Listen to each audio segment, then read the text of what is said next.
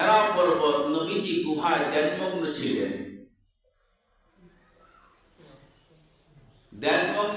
নবীজিকে জিজ্ঞাসা করা হলো, ইয়া রাসূলুল্লাহ, আপনার কাছে তো বারংবার ওহী আসতো আল্লাহর দপ্তর থেকে, ফেরেশতার মাধ্যমে ওহী নিয়ে আসতেন, জিবরাইল আমিনের মাধ্যমে,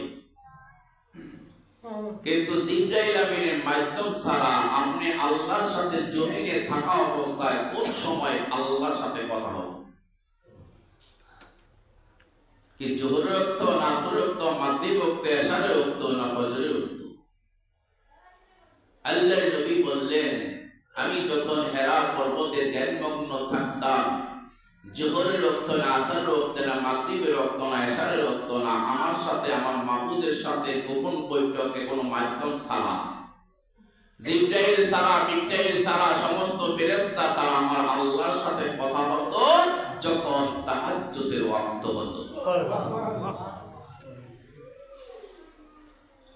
সকল মানুষের দরজা যখন বন্ধ হয়ে যেত, কিন্তু আমার মাবুদের দরজা তখন খোলা হয়ে যেত।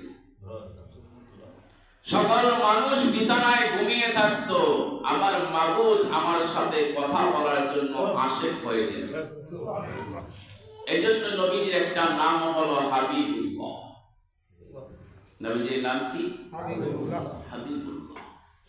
পরম বিশ্বস্ত বন্ধু, যে বন্ধুর পরে কোনো আর দ্বিতীয় বন্ধু পৃথিবীতে কেউ হতে পারবে না।